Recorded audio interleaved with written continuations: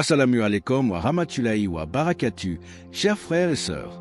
Depuis des siècles, les hommes s'interrogent sur le monde invisible, sur ces réalités qui échappent à leur regard mais qui pourtant influencent leur vie.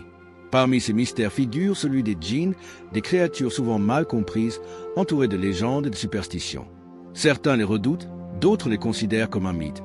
Mais pour le croyant musulman, il ne fait aucun doute que les djinns existent bel et bien, car leur mention se trouve directement dans le Coran et dans la sunna authentique du prophète. Allah dit clairement dans le Coran: « J'ai créé les djinns et les hommes seulement pour qu'ils m'adorent » Sourate Ad-Dariyah, v.56. Ce verset suffit à prouver que les djinns ne sont pas une invention de l'imaginaire populaire, mais une partie intégrante de la création divine. Cependant, malgré cette certitude, beaucoup de musulmans connaissent peu de choses sur eux. Pour certains, leur existence est réduite à des histoires de sorcellerie ou de possession.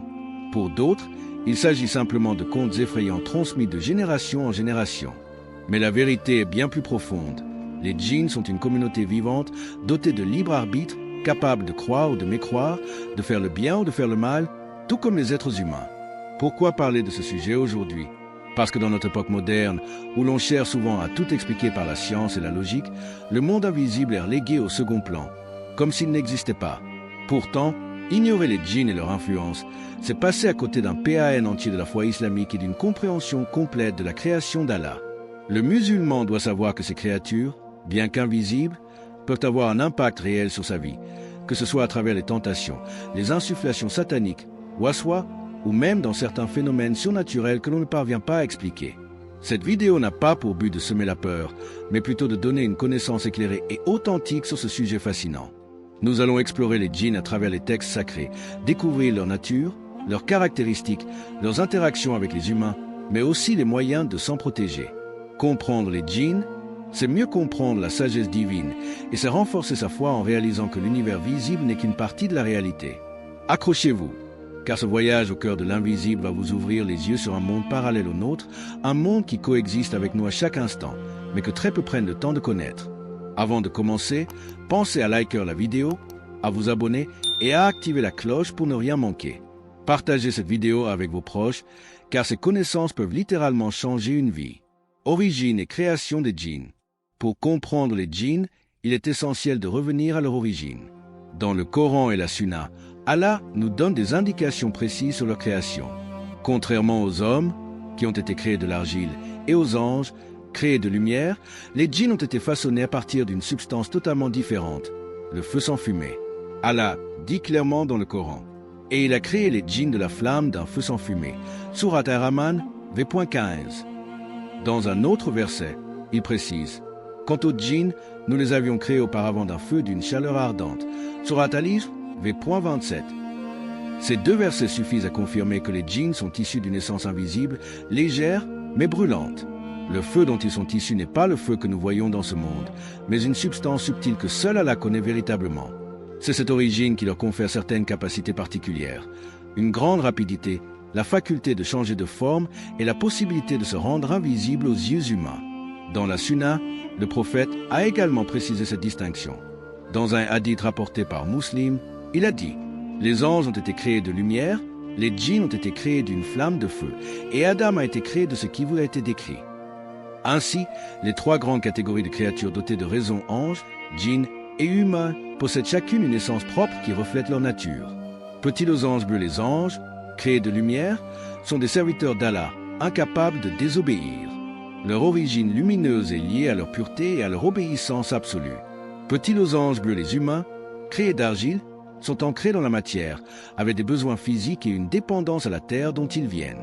Petits losanges bleus, les djinns, créés du feu, symbolisent une nature plus subtile, ardente, capable de s'élever très haut ou de sombrer très bas. Cette distinction est fondamentale pour comprendre leur comportement. Le feu est une substance qui peut réchauffer et être bénéfique, mais qui peut aussi détruire et causer des ravages. De même, les djinns peuvent être croyants, soumis à Allah et accomplir le bien, ou bien être des rebelles, destructeurs, semant la corruption et l'injustice. L'un des aspects marquants liés à leur création est le rôle d'Iblis, le chef des démons. Le Coran raconte que lorsqu'Allah ordonna aux anges de se prosterner devant Adam, Iblis refusa par orgueil, prétendant être supérieur. Il dit: « Je suis meilleur que lui. Tu m'as créé de feu, alors que tu l'as créé d'argile. » Sourate Al-Araf, v.12. Cette déclaration reflète l'orgueil d'Iblis qui se fondait sur la différence de matière. Pourtant, Allah n'accorde pas d'importance à l'essence physique, mais à l'obéissance et à la piété. Le feu n'a aucune supériorité sur l'argile. Cet épisode rappelle que, malgré leur origine mystérieuse et impressionnante, les djinns ne sont pas supérieurs aux humains. Bien au contraire, Allah a honoré les enfants d'Adam en les plaçant au-dessus de nombreuses créatures. En somme, l'origine des djinns, leur création à partir du feu, explique beaucoup de leurs caractéristiques: rapidité, colère vive, capacité de transformation et puissance.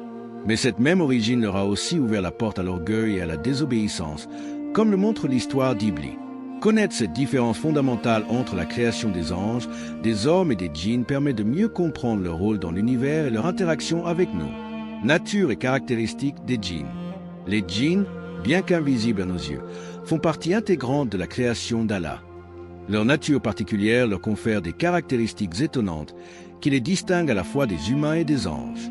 Comprendre leur fonctionnement est essentiel pour saisir leur rôle dans le monde et leurs interactions possibles avec nous. Invisibilité à l'œil humain. L'une des caractéristiques majeures des djinns est qu'ils sont invisibles.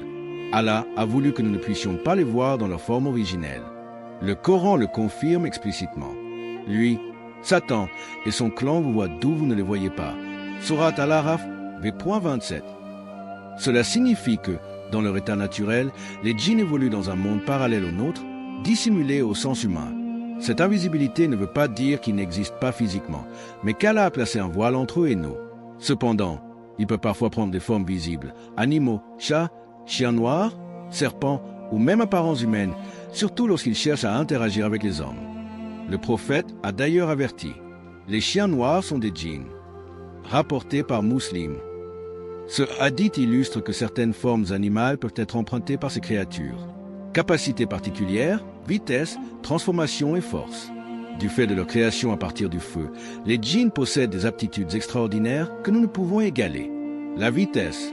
Les djinns peuvent parcourir de très longues distances en un temps extrêmement court.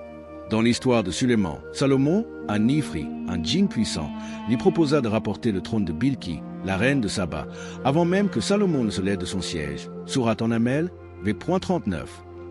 Cela illustre leur rapidité inégalée. La transformation. Les djinns ont la capacité de changer d'apparence. Ils peuvent se manifester sous forme humaine, animale ou même rester sous une forme invisible tout en exerçant une influence. Cette caractéristique les rend parfois redoutables car ils peuvent tromper ou effrayer les hommes. La force. Leur puissance physique dépasse largement celle des humains. Les Ifris, en particulier, sont décrits dans les textes comme des djinns d'une force immense, capables de soulever des charges colossales ou d'exécuter des tâches surhumaines. Ces capacités expliquent pourquoi certaines personnes, en quête de pouvoir, cherchent à utiliser les djinns à travers la sorcellerie et les pactes diaboliques. Mais en réalité, cette force n'a de pouvoir que par la permission d'Allah. Le libre arbitre, une ressemblance avec les humains. Contrairement aux anges, qui obéissent en permanence à Allah sans jamais désobéir, les djinns possèdent un libre arbitre exactement comme les humains. Ils ont la capacité de croire ou de mécroire, d'adorer Allah ou de lui désobéir. Le Coran rapporte leurs paroles. Il y a parmi nous des musulmans, soumis à Allah, et des injustes. Ceux qui se sont soumis, ce sont eux qui ont choisi la droiture. Quant aux injustes, ils formeront le combustible de l'enfer. Sourate Al-Jinn, v.14-15. Ce témoignage prouve que les djinns vivent, comme nous, dans une épreuve de foi. Certains deviennent pieux et adorent Allah, tandis que d'autres suivent Iblis et se détournent de la vérité. Ce libre arbitre rapproche les djinns des humains, car les deux espèces sont appelées à rendre des comptes au jour du jugement. Allah dit: nous emplirons l'enfer de djinns et d'hommes réunis. Sourate Hud, v.119. Ainsi, les djinns, malgré leur invisibilité et leurs capacités extraordinaires, sont soumis à la même responsabilité morale que nous. Ils seront jugés en fonction de leurs actes et non en fonction de leur origine. Conclusion partielle. En résumé, les djinns sont des créatures dotées d'une nature subtile et ardente, invisibles aux yeux humains, rapides, puissants et capables de se transformer. Mais au-delà de ces caractéristiques spectaculaires, ce qui les rapproche le plus de nous, c'est leur libre arbitre qui les place devant le même choix fondamental que les hommes: adorer Allah ou le rejeter. Cette similitude nous rappelle que leur monde, bien qu'invisible, est traversé par les mêmes enjeux spirituels que le nôtre. Type de djinns et leurs catégories. Comme les humains, les djinns constituent une communauté diverse et complexe. Ils ne forment pas un bloc homogène, mais se distinguent par leur rang, leur force, leurs croyances et leur comportement. Le Coran, la Sunna et les récits rapportés par les savants nous offrent plusieurs indications sur leur catégorie. Ifri, les djinns puissants et redoutables. Le terme Ifri désigne un djinn particulièrement fort et rusé. Le Coran en fait mention dans l'histoire du prophète Suleiman. Un Ifri parmi les djinns dit « Je te l'apporterai, le trône de Bilki, avant que tu ne te lèves de ta place. Pour cela je suis fort et digne de confiance. » Sourate en AML, v.39. Les Ifris sont décrits comme des djinns d'une force colossale, capables d'accomplir des tâches qui dépassent l'imagination humaine. Ils sont souvent associés à la violence, à la ruse et à une intelligence redoutable. Dans certaines traditions, ce sont eux que les sorciers cherchent à invoquer pour réaliser des actes extraordinaires. Marids, les djinns rebelles. Les Marids sont connus comme des djinns rebelles et orgueilleux. Leur nom même signifie celui qui se révolte. Ils sont considérés comme parmi les plus difficiles à contrôler. Dans les cultures populaires, on les associe souvent aux djinns des océans et des mers, mais ce lien n'est pas confirmé par les textes authentiques. Leur arrogance les pousse à défier les ordres divins, et ils figurent parmi les plus actifs dans la désobéissance. Les Marids représentent ainsi une catégorie de djinns qui cherchent constamment à détourner les hommes de la vérité. Shayatins, les démons parmi les djinns. Tous les shayatins, démons, ne sont pas des djinns, mais parmi les djinns, certains ont choisi de se consacrer entièrement au mal et à la désobéissance. Ce sont eux qu'on appelle les shayatins al-djinn. Allah dit « Ainsi avons-nous assigné à chaque prophète un ennemi, des diables d'entre les hommes et les djinns. » Sourate Al-An'am, v.112. Ces démons parmi les djinns collaborent parfois avec des humains malveillants pour propager le faux, inspirer la sorcellerie ou pousser les gens vers les péchés. Leur mission principale est d'éloigner les serviteurs d'Allah de la foi. Leur chef est Iblis, qui, par orgueil, refusa de se prosterner devant Adam. Depuis, lui et ses partisans mènent une guerre ouverte contre les fils d'Adam en insufflant le doute, les passions et les désirs interdits. Autre classification. Certains savants ont mentionné que les djinns, en dehors de ces catégories célèbres, se répartissent aussi selon leur habitat et leur mode de vie. Ainsi, certains vivent dans les déserts, d'autres dans les océans, d'autres encore se mêlent aux humains dans les marchés ou les maisons. Un hadith rapporté par At-Tabari suggère qu'ils se diviseraient en 3 grandes classes. Ceux qui volent et voyagent sans cesse, ceux qui ressemblent aux serpents et aux chiens, ceux qui s'installent et vivent de manière similaire aux hommes. Cette diversité montre que leur monde est vaste et varié, à l'image de l'humanité. Djinns croyants vs djinns mécréants. La plus grande distinction à retenir entre eux n'est pas seulement leur puissance ou leur catégorie, mais surtout leur croyance. Le Coran rapporte dans la sourate Al-Djinn leurs propres paroles. Il y a parmi nous des musulmans et il y a parmi nous des injustes. Sourate Al-Djinn, v.14. Les djinns croyants, ils adorent Allah, prient, écoutent le Coran et se soumettent à sa volonté. Leur foi les protège de l'arrogance d'Iblis. Certains ont même entendu la récitation du prophète et se sont convertis à l'islam. Les djinns mécréants, ils suivent Iblis et ses promesses trompeuses. Ce sont eux qui s'associent aux sorciers, sèment la corruption et participent à l'égarement des hommes. En réalité, ces classifications reflètent leur ressemblance avec les humains. Tout comme nous, ils se divisent en croyants et mécréants, pieux et rebelles. Conclusion partielle. Les djinns ne sont pas une entité unique et uniforme. Leur monde est rempli de diversité et de complexité. Certains sont puissants comme les Ifris, d'autres rebelles comme les Marids, d'autres encore se sont voués au mal en devenant des shayatins. Mais au-delà de ces différences, leur plus grand clivage est celui de la foi. Croyants soumis à Allah ou mécréants égarés par Iblis. Comprendre ces catégories nous aide à mieux saisir leur comportement et à rester vigilants face à leur influence. Le monde des djinns et leur mode de vie. Le monde des djinns, bien que invisible à nos yeux, est décrit dans plusieurs sources islamiques. Il ressemble à bien des égards au monde des humains, mais avec des particularités propres à leur nature. Comme nous, ils forment une société organisée, se marient, se reproduisent, mangent et habitent des lieux spécifiques. Leur société, famille et hiérarchie. Les djinns vivent en communautés structurées. Le Coran confirme leur existence en groupe lorsqu'ils ont entendu la récitation du prophète et sont repartis vers leur peuple pour leur transmettre le message. Sourate Al-Djinn, v.1. Cela montre qu'ils forment des peuples avec une organisation sociale semblable à celle des humains. Famille et reproduction. Les djinns se marient et se reproduisent. Allah dit « Est-ce de lui que vous prenez les filles, alors qu'à vous les garçons, et vous attribuez à Allah des partenaires féminines parmi les djinns ?» Sourate As-Safa, v.149-150. Ce verset indique clairement qu'ils possèdent une descendance. Dans un hadith, le prophète a dit à propos d'Iblis, chaque fois qu'il met un enfant au monde, il le place là où il pourra nuire. Rapporté par At-Tabari. Hiérarchie. Les djinns ont des chefs et des rois, surtout parmi les Shayatins. Iblis lui-même est considéré comme leur leader dans la rébellion contre Allah. Comme dans les sociétés humaines, certains dominent et commandent, tandis que d'autres obéissent. Leur nourriture. Les djinns, comme les hommes, ont besoin de se nourrir. Le prophète a enseigné que les djinns musulmans se nourrissent différemment des mécréants. Dans un hadith rapporté par Muslim, le messager d'Allah a dit « La nourriture de vos excréments leur a été donnée ». Puis il recommanda de ne pas utiliser les os et les excréments pour se purifier après les besoins, car ce sont des provisions pour les djinns. Les djinns croyants mangent des os sur lesquels le nom d'Allah a été prononcé. Les djinns mécréants consomment ce qui est impur, comme les excréments. Cela reflète leur diversité, mais aussi leur dépendance à une nourriture adaptée à leur nature subtile.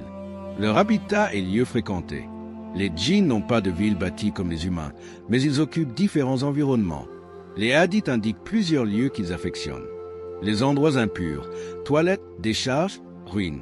Le prophète a recommandé de dire « Ô Allah, je cherche refuge auprès de toi contre les démons mâles et femelles avant d'entrer aux toilettes. » Les déserts et endroits isolés. On raconte que certains vivent dans des zones désertiques ou inhabitées. Les maisons. Certains djinns s'introduisent dans les demeures des hommes. C'est pourquoi le prophète a enseigné de dire Bismillah en entrant, afin qu'ils ne s'y installent pas. Ils circulent également dans les marchés, lieux que le prophète a décrits comme les endroits les plus détestés par Allah, mais très fréquentés par les Shayatins. Le parallèle avec la vie humaine.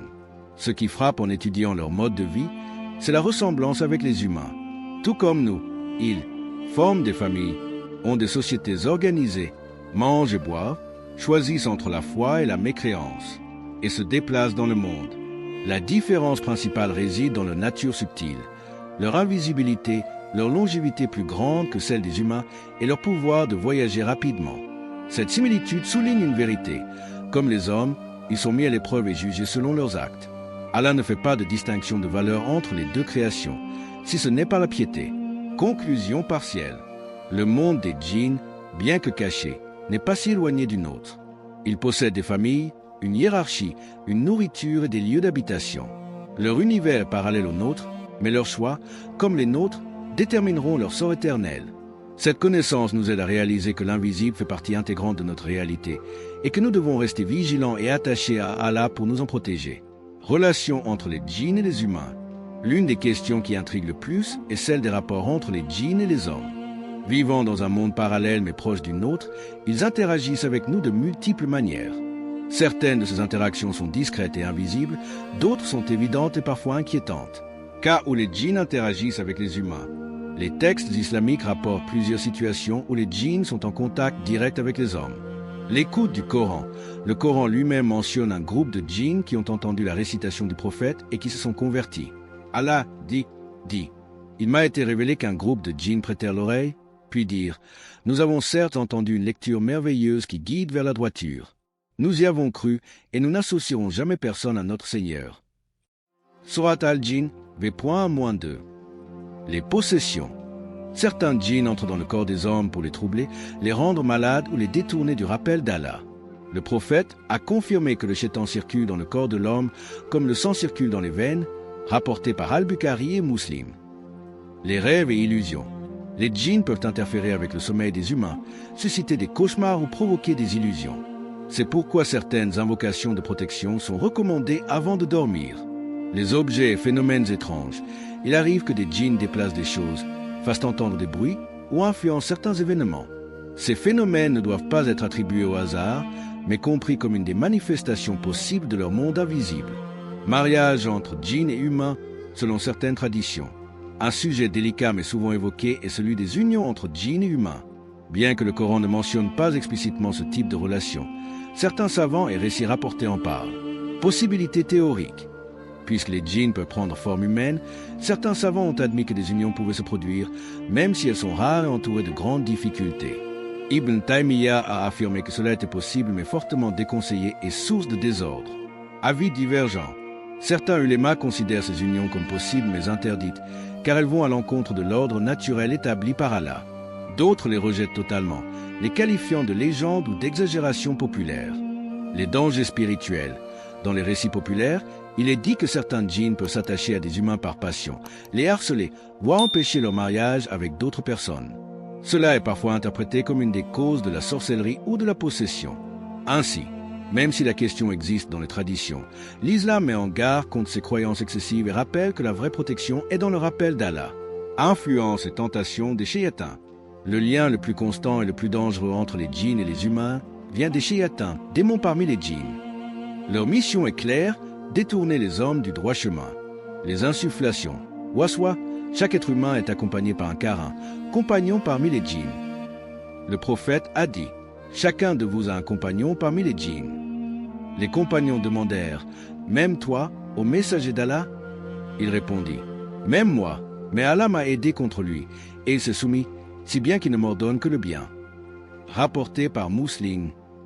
Cela montre que chaque homme est exposé aux tentations de son karin, qui l'incite au péché, au doute et à la négligence. Les passions et désirs. Les démons amplifient les désirs de l'homme, le poussant à l'orgueil, à l'envie, à la colère ou à la débauche. Leur stratégie est subtile. Ils ne forcent pas, mais influencent, jusqu'à ce que l'homme choisisse de désobéir. La sorcellerie. Beaucoup de cas d'influence directe passent par des sorciers qui exploitent les djinns mécréants. En échange de rituels impies, les sorciers reçoivent l'aide des shayatins pour nuire à autrui. Maladie, séparation de couple, troubles psychologiques. Conclusion partielle.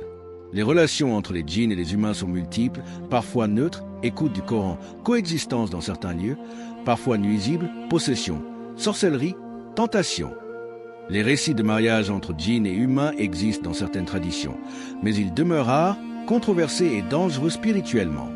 La plus grande interaction reste toutefois celle des shayatins, dont l'objectif est de semer le doute et d'entraîner l'homme à la désobéissance.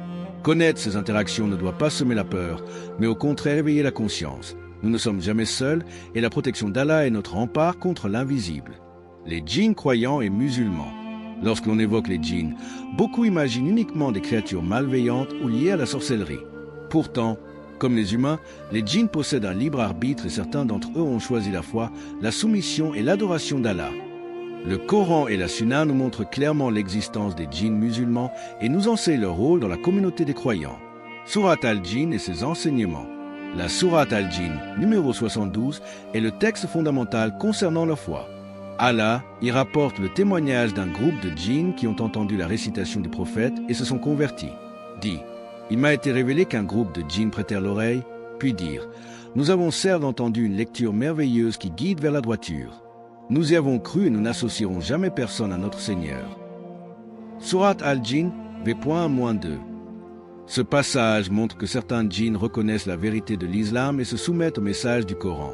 Ils ont reconnu l'unicité d'Allah, rejeté le polythéisme et affirmé leur engagement envers la foi. Plus loin, ils ajoutent, il y a parmi nous des musulmans et des injustes. Ceux qui se sont soumis, ce sont eux qui ont choisi la droiture. Quant aux injustes, ils formeront le combustible de l'enfer. Sourate al-Djinn, v.14-15. Ces versets confirment que les djinns, tout comme les hommes, sont responsables de leur choix et seront jugés en conséquence. Leur adoration et leur foi. Les djinns croyants prient, jeûnent et adorent Allah selon leur capacité. Leur adoration ressemble à celle des humains, bien qu'elle soit adaptée à leur nature invisible. Ils reconnaissent la mission des prophètes envoyés aux hommes et croient en la révélation divine. Un hadith rapporté par Ibn Mas'ud mentionne que le prophète a récité le Coran à un groupe de djinns qui vinrent l'écouter directement. Cela prouve que les djinns croyants recherchent la connaissance et s'attachent au rappel d'Allah. De plus, certains djinns musulmans coopèrent avec les pieux parmi les hommes en les aidant à se protéger des démons. Des récits rapportent que certains exorcismes, ruqya, ont été facilités par l'intervention de djinns musulmans qui chassaient les djinns rebelles. Leur rapport avec l'islam est soumission à Allah. Les djinns croyants reconnaissent le Coran comme une guidance universelle. Leur soumission à Allah est totale lorsqu'ils embrassent l'islam. Comme les hommes, ils sont concernés par la dawa, l'appel à l'islam. Certains savants expliquent que des djinns musulmans prêchent même auprès de leurs semblables, les appelant à la foi et au repentir. Leur présence dans la communauté des croyants rappelle que l'islam est une religion universelle qui s'adresse à toutes les créatures douées de raison, qu'elles soient visibles ou invisibles. Allah dit « Je n'ai créé les djinns et les hommes que pour qu'ils m'adorent » Sourate ad-Dariya, v.56. Ainsi, leur mission dans la vie est identique à la nôtre, adorer Allah, éviter le mal et œuvrer pour le bien. Conclusion partielle. Les djinns croyants et musulmans ne sont pas des exceptions isolées, mais une partie réelle et active de la communauté de la foi. La sourate Al-Djinn nous montre leur sincérité, leur engagement et leur responsabilité devant Allah. Ils adorent, prient et se soumettent, tout comme les hommes, avec cette différence qu'ils appartiennent au monde invisible. Leur existence rappelle aux croyants que le message de l'islam est universel et qu'Allah a guidé les créatures de toute nature vers sa lumière. Possession, sorcellerie et influence des djinns. Le lien entre les djinns et les humains devient particulièrement inquiétant lorsqu'il s'agit de possession et de sorcellerie. L'islam enseigne que certaines catégories de djinns, notamment les shayatins, cherchent à nuire aux hommes en les troublant, en les tentant ou en les asservissant à travers la magie. Ce sujet, bien que délicat, est essentiel à comprendre pour se protéger et ne pas tomber dans la peur ou les superstitions. L'explication de la possession. Sir et waswa. La possession désigne l'intrusion d'un djinn dans le corps d'un être humain. Cela peut causer divers troubles, douleurs, blocages, comportements inhabituels ou maladies inexpliquées. Preuve dans la Sunna. Le prophète a confirmé l'existence de cette réalité en disant « Le shaitan circule dans le fils d'Adam comme le sang circule dans les veines ». Rapporté par Al-Bukhari et Muslim. Waswa, insufflation. Tous les humains subissent les chuchotements du Coran, compagnons parmi les djinns. Ces insufflations touchent les pensées, les désirs et les émotions. Leur but est de semer le doute, pousser au péché et détourner du rappel d'Allah. Différence entre waswa et possession. Le waswa reste externe, une suggestion, une tentation. La possession implique une intrusion directe du djinn dans le corps ou l'esprit, provoquant parfois une perte de contrôle. Ces phénomènes ne doivent pas être confondus avec des maladies purement psychologiques. L'islam reconnaît la réalité des troubles spirituels, tout en encourageant le discernement. Comment les sorciers utilisent les djinns. La sorcellerie, sir, est l'un des moyens les plus courants par lesquels les djinns nuisent aux hommes. Elle repose sur une alliance entre les sorciers et les démons. Le pacte avec les shayatins. Pour obtenir leur service, les sorciers doivent commettre des actes impies, insulter le Coran, écrire des versets à l'envers, utiliser le sang impur, invoquer d'autres divinités. Ces abominations constituent un acte de mécréance. Les services rendus par les djinns. En échange, les démons exécutent des tâches, séparer un couple, causer maladie, provoquer des cauchemars, créer de la haine ou encore manipuler les perceptions d'une personne. Preuve coranique, Allah dit « Mais les diables enseignaient aux gens la magie et ce qui a été révélé aux deux anges Haru et Maru à Babylone. Mais ceux-ci n'enseignaient rien à personne sans dire « Nous ne sommes qu'une tentation, ne sois pas mécréant. » Ils apprenaient d'eux ce qui semait la discorde entre l'homme et son épouse. Mais ils ne pouvaient nuire à personne sans la permission d'Allah. Sourate Al-Baqarah, v.102. Ce verset rappelle que la sorcellerie existe, mais qu'elle n'a de pouvoir qu'avec la permission d'Allah. Exemple connu et avertissement prophétique. L'histoire islamique et la Sunna rapportent plusieurs cas où les djinns ont influencé ou troublé des êtres humains. Le prophète et la sorcellerie. Un sorcier juif, Lubaïd ibn al-Assam, a tenté de jeter un sort au prophète. Ce dernier ressentit une fatigue inhabituelle, jusqu'à ce qu'Allah le protège et lui révèle les sourates de protection, Al-Falaq et An-Nas. Cela prouve que même le messager d'Allah pouvait être ciblé, mais qu'il fut sauvé par la révélation divine. Les avertissements prophétiques. Le prophète a mis en garde contre ceux qui consultent les devins et les sorciers. Quiconque consulte un devin et croit en ce qu'il dit, a certes mécru à ce qui a été révélé à Muhammad. Rapporté par Ahmad. Cela montre que chercher refuge auprès des djinns ou des sorciers est un acte de shirk, associationnisme. Les manifestations modernes. Dans de nombreux cas, les victimes de possession ou de sorcellerie présentent des symptômes tels que blocage dans la vie, travail, mariage, maladies sans explication médicale, cauchemars persistants, voix étranges ou comportements inhabituels. Les spécialistes de la ruqya, exorcisme islamique, interviennent avec le Coran et les invocations prophétiques pour soigner ces afflictions. La protection contre leur influence. L'islam insiste sur la prévention et la protection spirituelle. La prière régulière. Les saintes prières constituent une barrière contre les démons.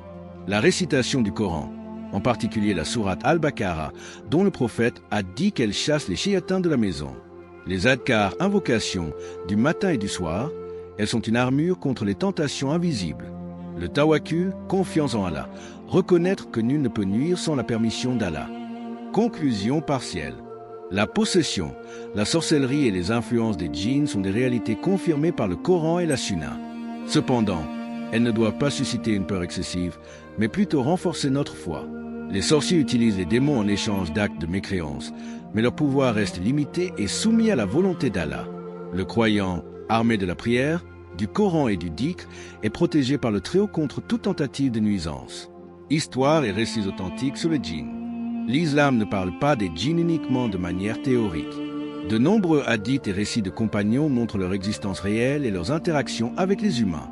Ces histoires offrent un éclairage précieux sur leur nature, leur foi et leurs actes, et servent d'avertissement et d'enseignement pour le croyant. Hadiths et récits de compagnons. Les djinns qui ont entendu le Coran. Comme mentionné dans la sourate Al-Jinn, V.1-2, un groupe de djinns a entendu la récitation du prophète et s'est converti à l'islam. Ils ont déclaré « Nous avons entendu une lecture merveilleuse qui guide vers la droiture. Nous y avons cru et nous n'associerons jamais personne à notre Seigneur. » Ce hadith coranique montre que certains djinns sont pieux et suivent le chemin de la guidance. Le djinn musulman qui prêchait à son peuple. Selon certains savants, des djinns croyants ont cherché à inviter leurs semblables à la foi. Ils rapportaient les enseignements reçus du Coran et encourageaient les djinns à se détourner des shayatins.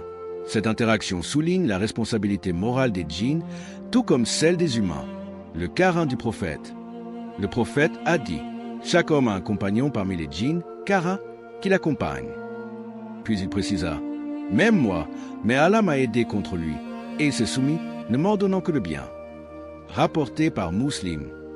Ce récit montre que les djinns peuvent accompagner et influencer les humains, mais la protection divine peut neutraliser leur impact. Quelques témoignages dans la tradition islamique. Ruqya et djinns mécréants. De nombreux compagnons du prophète ont rapporté que certaines personnes étaient tourmentées par des djinns mécréants. Ces cas étaient traités par la récitation du Coran et les invocations prophétiques Ruqya, ce qui confirmait leur existence tangible et leur capacité à nuire. Djinns dans les maisons et lieux isolés. Certains compagnons ont raconté que des djinns habitaient des maisons abandonnées ou des déserts. Les compagnons utilisaient des invocations pour protéger leurs maisons et leurs animaux, une pratique qui reste conseillée aujourd'hui. Djinns et événements surnaturels. Dans la tradition, plusieurs récits montrent des djinns accomplissant des actions extraordinaires, déplacements rapides, effractions invisibles ou apparitions sous forme humaine ou animale. Ces histoires rappellent que le monde invisible coexiste avec notre réalité et peut influencer notre vie quotidienne. Et spirituelle, les djinns, invisibles mais réels, coexistent avec nous dans le monde créé par Allah et leur existence a des implications importantes pour la foi et la vigilance du croyant. Résumé des points clés. Origine et nature des djinns. Créés à partir d'un feu sans fumée, ils possèdent des facultés que les humains n'ont pas, invisibilité, vitesse, transformation et force. Cependant, ils partagent avec nous le libre arbitre et seront jugés selon leurs actions. Type et catégorie. Les djinns se divisent en croyants et mécréants, ifris puissants, marides rebelles ou shéatins malveillants. Leur diversité reflète celle des sociétés humaines et leur influence varie selon leur foi et leur rôle. Leur mode de vie. Ils ont des sociétés, des familles, des hiérarchies, se nourrissent et habitent différents lieux, allant des maisons abandonnées au désert. Leur vie parallèle est un rappel de la réalité de l'invisible. Interaction avec les humains. Les djinns peuvent écouter le Coran, s'attacher à certains hommes, influencer les pensées, waswa, ou agir à travers la sorcellerie. Les djinns croyants coopèrent avec les pieux, tandis que les mécréants cherchent à détourner et nuire. Protection et précaution. L'islam propose des protections simples mais efficaces. Dhikr, récitation du Coran, prière régulière, dire Bismillah avant de manger, dormir ou entrer dans un lieu. Ces pratiques assurent une barrière spirituelle contre toute influence néfaste. Appel à la protection par la foi. La clé pour vivre en paix avec la réalité des djinns et la foi est la soumission à Allah. Le croyant ne doit pas céder à la peur excessive ni à la curiosité malsaine, mais rester conscient de leur existence et se protéger par le rappel d'Allah. Le prophète a enseigné que la prière, les invocations du matin et du soir et la lecture régulière du Coran constituent une protection solide. Ainsi, la vigilance spirituelle devient un acte quotidien, permettant aux croyants de se préserver des tentations et des nuisances invisibles. Rappel, équilibre entre conscience et exagération. Il est important de garder un équilibre. Ne pas nier la réalité des djinns, car le Coran et la Sunna en attestent. Ne pas tomber dans la peur excessive ou la superstition, car cela affaiblit la foi et détourne de l'adoration. Reconnaître leur présence de manière consciente et adopter les mesures de protection enseignées par l'islam. Cette approche permet de vivre sereinement, en reconnaissant l'existence du monde invisible tout en restant concentré sur la relation avec Allah, la prière et la droiture. Conclusion finale. En somme, les djinns font partie intégrante de la création d'Allah. Ils sont une épreuve, un rappel de l'invisible et une invitation à renforcer notre foi. Les croyants sont encouragés à se protéger par le dhikr, la prière et la connaissance, à éviter les pratiques interdites et à rester conscients de leur environnement spirituel.